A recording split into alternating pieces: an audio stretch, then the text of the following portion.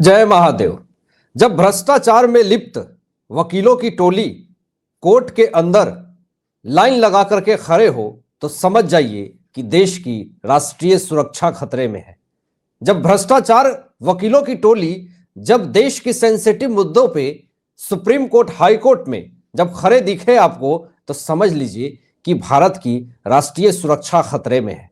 और देश के ऐसे ऐसे मुद्दे उसके खिलाफ जब सुप्रीम कोर्ट में, हाई कोर्ट में जब ये गद्दार दलाल वकीलों की टोली खड़ी होकर के देश के राष्ट्रीय सुरक्षा को तार तार करते हैं, उस वक्त एक एजेंडा धारी भारत में और डीप स्टेट इकोसिस्टम पूरी तरीके से खुश हो जाती है।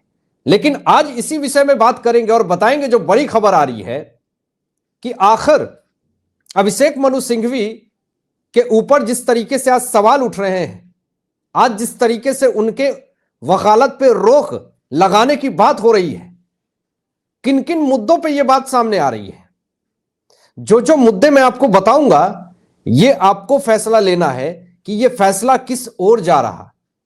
अभिषेक मनु सिंघवी की वकालत पे रोक, ये तमाम मुद्दे जो मैं आपको बताऊंगा उस पे फैसला आपको लेना है कि यह खबर किस ओर फैसला ले जा रहा।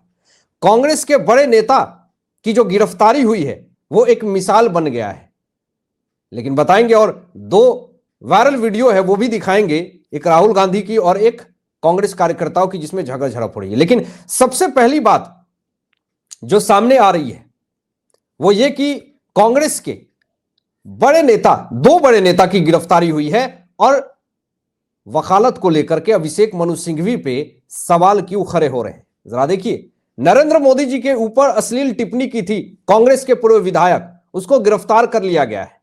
ऑपरेशन सिंदूर को लेकर के इन्होंने क्या था कि फेसबुक पे अभद्र टिप्पणी कर दी थी, अश्लील टिप्पणी कर दी थी हमारे देश के प्रधानमंत्री के लिए। तो कांग्रेस के पूर्व विधायक अरुण तिवारी और कांग्रेस नेता बृजमोहन सिंह, दोनों को पुलिस ने पहले एफआईआर दर्ज किया, फिर उसके बाद गिरफ्तार कर लिया। यह है कांग्रेस के वो बड़े नेता जिसकी एक की गिरफ्तारी हुई है, दूसरी की फोटो नहीं अभी आई है, लेकिन दो कांग्रेस नेता को गिरफ्तार किया गया है। अब सवाल यह उठता है कि जो राष्ट्रीय सुरक्षा के मामले होते हैं उसमें अभिषेक मनु सिंघवी जैसे वकील जाकर के दलीलें देते हैं, लेकिन जब भारत देश के प्रधानमंत्री के खिलाफ अश्लील टिप्पणी दे रहा हो तो क्या इसके खिलाफ कपिल सिब्बल हो चाहे अभिषेक मनु सिंघवी हो, क्या ये कोर्ट में खड़े नहीं होंगे? जब एक वकील नेता बन जाता है तो उससे वकालत की उम्मीद मत कीजिए। वो वकालत भी करेगा, उसमें भी पॉलिटिक्स होगा, उसमें भी वो यही देखेगा कि ये कांग्रेस का है, ये बीजेपी का है, किस पार्टी का है। सबसे पहले आला कमान, हाई कमान को फोन करके पूछेगा कि अच्छा जो अरेस्ट हुआ है वो कौन सी पार्टी का है, अच्छा ये पश्चिम बंगाल का है, ठीक है वहां ममता की सरकार है, उसको हटा हटा, वहां केस नहीं लूंगा।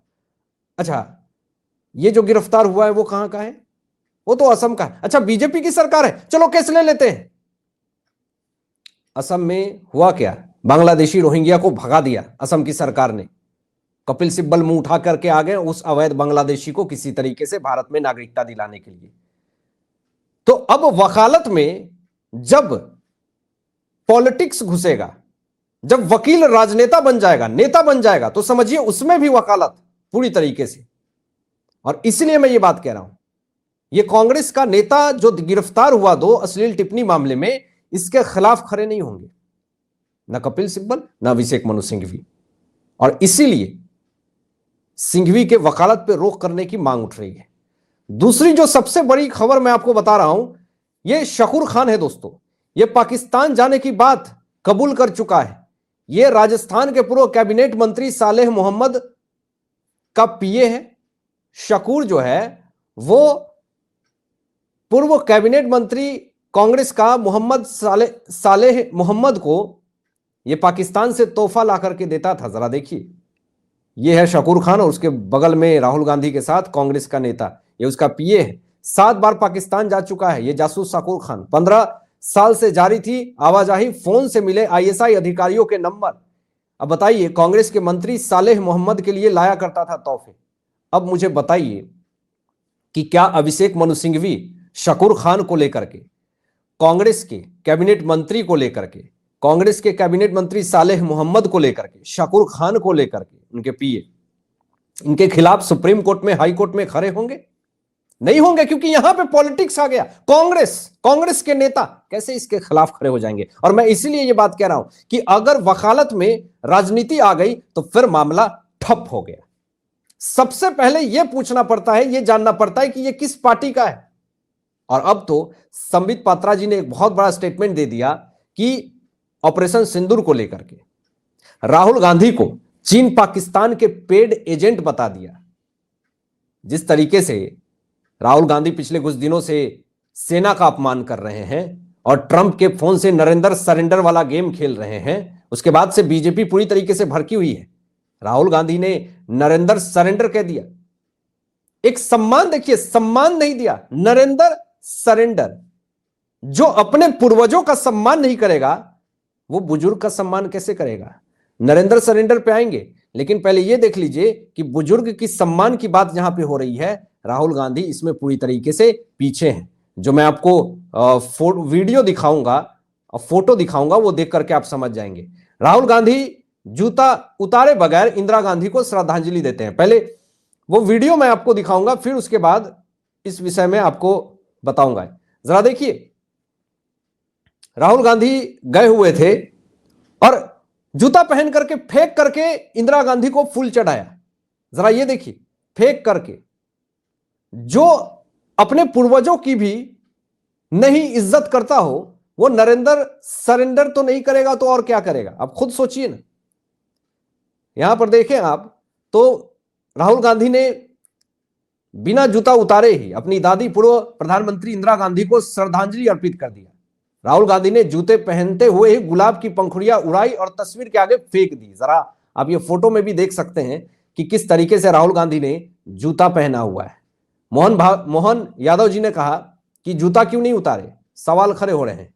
बीजेपी के बड़े नेता ने कहा कि राहुल गांधी ने जूते पहन व फूल फेंक करके जिस तरह अपनी दादी इंदिरा गांधी को पुष्पांजलि अर्पित की, इससे उनकी सोच और संस्कार साफ नजर आता है। जिसे अपने पूर्वजों के प्रति श्रद्धा नहीं है, भारत की संस्कृति की जानकारी नहीं है, ऐसे व्यक्ति को कांग्रेस प्रधानमंत्री बनाने के सपने देख रही है। कैसे सपने देखते हैं कांग्रेस पार्टी राहुल गांधी को प्रधानमंत्री बनाने के लिए, जो अपने पूर्वजों, दादी को सम्मान नहीं दे पा रहे हैं। मैंने आपको बताया ना कि अगर एक सभा में राहुल गांधी ने नरेंद्र और सरेंडर कह दिया तो कोई बड़ी बात नहीं। इनका संस्कार वही है, बुजुर्गों की इज्जत। पॉलिटिक्स अपने तरफ है, राजनीति अपने जगह है, लेकिन आप एक बुजुर्ग की, कितना भी है, नरेंद्र मोदी जी एक बहुत ही बड़े औहदे पे हैं, अनुभव में भी, आपसे उम्र में भी। आप क्या उनको इज्जत दे रहे हैं? नरेंद्र और सरेंडर, आपको मैंने वीडियो दिखाया ना, उसमें आप समझ गए होंगे कि राहुल गांधी की चरित्र क्या है। लेकिन अब नरेंद्र और सरेंडर पे पोस्ट पूरी तरीके से वायरल होने लगी। जरा देखिए, सरेंडर सरकार 26/11 हुआ था, कांग्रेस ने क्या किया था? हमले के बाद सेना थी, पाकिस्तान पर हमले को लेकर के मनमोहन सरकार ने इजाजत नहीं दी, सरेंडर कर दिया। नरेंद्र मोदी जी ने तो पहलगाम मामले में घुस करके 12 एयरबेस को उड़ा दिए, 9 आतंकी ठिकाने को उड़ा दिए, 28 जगह अटैक किए, 150 से ज्यादा आतंकवादियों की जिंदगी खत्म कर दी, जैसे मोहम्मद लश्कर तैयबा को धूल में मिला दिया। अब क्या चाहिए? अब चाहिए क्या? कौन सरेंडर करता है ये तो आपको अभी पता चल जाएगा, देख लीजिए आप। सरेंडर और नरेंद्र मोदी जी राफेल, S-400 ऐसे डिफेंस सिस्टम लाया अपने राज्य में, जो कि सरेंडर चीन को कर रहे हैं। फोटो में देखिए, राहुल गांधी आगे हैं हाथ मिलाते हुए और मनमोहन सिंह मौनी बाबा बने हुए हैं, पीछे हैं। पोस्टर वार चल रहा है दोस्तों, और पोस्टर वार में कांग्रेस ने एक घटिया हरकत कर दी। क्या किया कि कांग्रेस ने नरेंद्र सरेंडर होना था, ऐसा नहीं होना था, ऐसा पोस्ट जारी करती है, जिसमें ट्रंप जो है वो कह रहा है कि नरेंद्र सरेंडर जी हजूर, ऐसा पोस्ट डाला जाता है। उसके बाद से पोस्टर वार चलने लगता, कपिल मिश्रा जी हजूर और इधर आसिम मुनीर के तलवे चाट रहे हैं। उसके बाद अमित मालवीय ने आसिम मुनीर वन एजेंडा, राहुल गांधी का एजेंडा दिखाया कि ये एजेंडा चला रहे हैं। बीजेपी की तरफ से मेडल पहना रहा है असीम मुनीर राहुल गांधी को। तो इस तरह से पूरी तरीके से खबरें सामने आने लगी। अब यहां पे दोस्तों मुद्दे पे आते हैं कि अभिषेक मनु सिंघवी जो भगदड़ हुई आरसीबी मामले में कर्नाटक में कांग्रेस की सरकार में, क्या इसके खिलाफ एक वकील के द्वारा अभिषेक मनु सिंघवी कर्नाटक सरकार के खिलाफ खड़े होंगे कोर्ट में? नहीं, यहां पे भी पॉलिटिक्स आ गई, यहां पे भी वकालत में राजनीति घुस गई। लेकिन इस मामले में जो बड़ी कार्रवाई हुई है बेंगलुरु भगदड़ मामले में, पुलिस कमिश्नर समेत 8 अफसर को सस्पेंड कर दिया गया है। मामला को डाइवर्ट किया जा रहा। जिन्होंने ये प्रोग्राम पूरी तरीके से लगाया था, प्रोग्राम को ऑर्गेनाइज किया था, उस पर एक्शन ली जा रही है। लेकिन सरकार की लापरवाही, स्टेट पुलिस की लापरवाही साफ तौर पे यहां पे दिख रही है। मैं आपको बता रहा हूं कि जवाब कांग्रेस से मांगा जा रहा कि कर्नाटक में आरसीबी की विक्ट्री परेड में पुख्ता इंतजाम क्यों नहीं? जब भगदड़ में जनता जान गंवा रही थी तब भी सरकार में जश्न मनाना जारी क्यों रखा? सारे सुरक्षा इंतजाम आम जनता के लिए छोड़ करके वीवीआईपी गैर गेट पर क्यों लगाए? ये सवाल पूछे जा रहे हैं। लेकिन आप सोचिए, बेतुकाना स्टेटमेंट दिया गया सिद्धारमैया की तरफ से। मैं इस घटना पर कोई राजनीति नहीं करना चाहता, सिर्फ इनको महाकुंभ के ऊपर राजनीति करना है, इनको ये राजनीति नहीं करना है। लोगों की जिंदगी चल गई। अब देखिए, लोग अपनी जान गंवा रहे थे और इधर डीके शिव कुमार विराट कोहली के साथ सस्ती लोकप्रियता के लिए फोटो क्लिक करवा रहे थे। इनको महाकुंभ पे राजनीति करनी है। मल्लिकार्जुन खड़गे ने क्या क्या जहर उगला था कि नहाने से क्या बेरोजगारी खत्म हो जाएगी, यही कहा था ना, महंगाई खत्म हो जाएगी, महंगाई कम हो जाएगी। अब आप देखिए कि खुद मल्लिकार्जुन खड़गे स्टेटमेंट दे रहे हैं। राष्ट्रपति जी ने अपने अभिभाषण में महाकुंभ का भी जिक्र किया। ये देखिए, यहां पर 58,000 की भीड़ भी आप नहीं संभाल पा रहे हैं।